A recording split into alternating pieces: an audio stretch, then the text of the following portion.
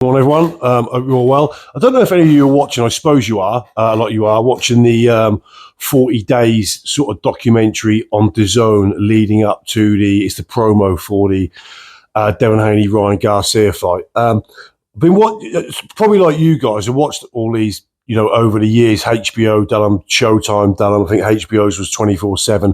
I think the HBO 24/7 for Hatton Mayweather was their most watched sports documentary ever made, which is quite mad. But these shows are really good. I'm going to dramatise to some degree. But they do give you, there are little snippets in these that you can kind of take and take some genuine, real things from them. All the talk about Ryan Garcia at the moment, mental health and all that sort of stuff. If you've kind of followed Ryan Garcia, not on the social media stuff, but from the boxing world stuff that's been out there from the start. I've watched him in a couple of long form interviews and things like that. To me, there isn't that much change in his character. He's always been a very, taken outside of the mainstream, quite an odd character, you could say. So he's always been different. He's very complex. There's a few little things in it, though, that I found that you could take away from. There's one bit where he's recording a music track, and he seems to think that's the best thing in the world. And the excerpts I saw, it's blatantly not. There's another little piece where he's doing his hill sprints, little out on the road somewhere, that was LA or whatever, but he's doing his road sprints. And he's doing his road sprints, hill sprints, phone in hand. And you can see he's not timing himself. And I know to most people this would seem insignificant and things like this, but it's an indication of a guy's mind that kind of like the mind is kind of set on, because if you've got your phone in your hand, you're one step away from checking the social media stuff, aren't you? Maybe I'm reading too much into this, but just little things like that give little sort of intricate views into his mindset to a degree. And there's also another portion where he's filmed, and he's either at a young boxing club or a school, and he's signing autographs for kids. And there's also, and again, I might be reading this wrong, but there's a little girl who says she boxes and she throws this punch, and he has a look of kind of sort of a disparaging look at the technique in which he's thrown the shot at. Again, I might be reading this wrong, but I've spent a lot of time around some very complex people and kind of learned a few things. But so Ryan Garcia, and then we flip to Devin Haney. Now, there's some super talents in the sport today. Dimitri Bivol, Inoue. You guys are familiar with all these guys, but to me, as I've watched Haney progress and I've watched him come along, and certainly against Prograis, to me, I think Devin Haney is one of the special talents we've got today. Very much in his makeup and the way he boxes and his style. I think he's the closest thing we'll ever get in today's current generation to a Floyd Mayweather. I really, really think Devin Haney is a special, special talent. There's an old saying that goes, hard work beats talent when talent doesn't work hard. Well, Devin Haney's both. He's got talent and he works hard. There's some old footage in one of these episodes with Devin Haney sort of boxing on what was sort of known as the old-time smokers in Tijuana, Mexico. He's boxing on them. So, he's come up in the right way.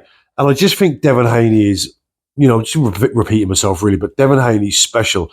In terms of this fight, I was briefly watching a bit of Ade and G-Man, and they were talking about if you took the consensus of people whose picks they are picking for this fight to win, it'd pretty much be 100% Devin Haney. And it would, because, he's just a special talent. Yes, he lacks a bit of power. We know that, it seems, but he had Prograis on the floor, didn't he, in the last fight, so the step up in weight seems to have done him favours. And I made a video prior to that saying how I thought the step up in weight would benefit Haney, and it did.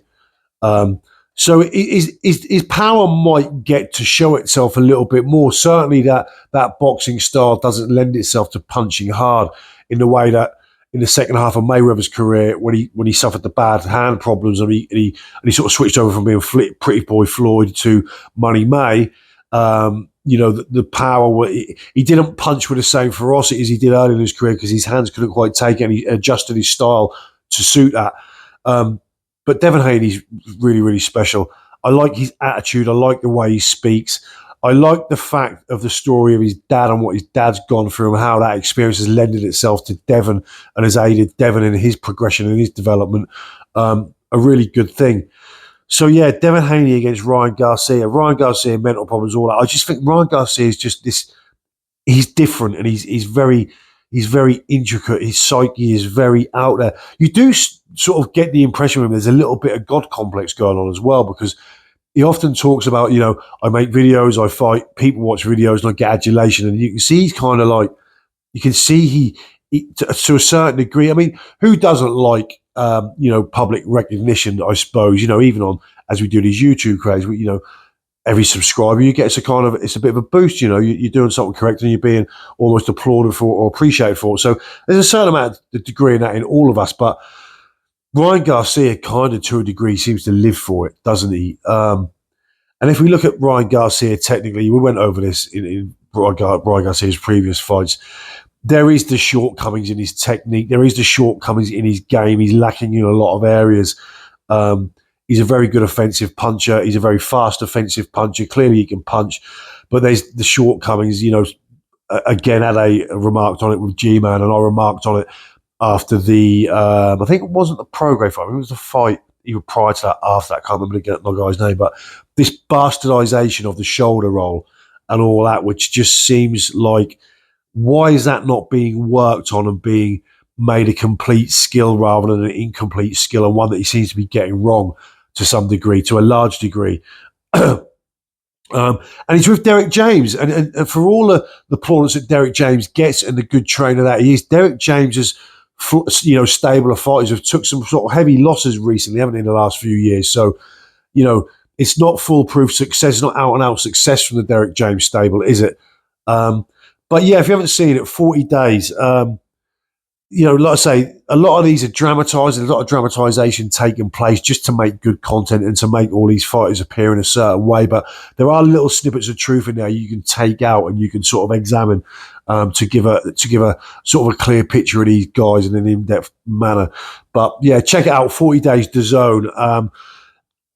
Although I think that Devin Haney absolutely schools Ryan Garcia and can possibly stop him, I'm interested in this fight for many reasons. We're all interested to see what version of Ryan Garcia and what sort of kind of freak value we're going to get from whatever sort of Ryan Garcia turns up this time. But in terms of watching Devin Haney's development, I'm interested for that as well. And it's another yardstick against Ryan Garcia in which we can judge Devin Haney, his position in the sport and his progression. So I'll see you all soon. I'm out. I'll catch you later.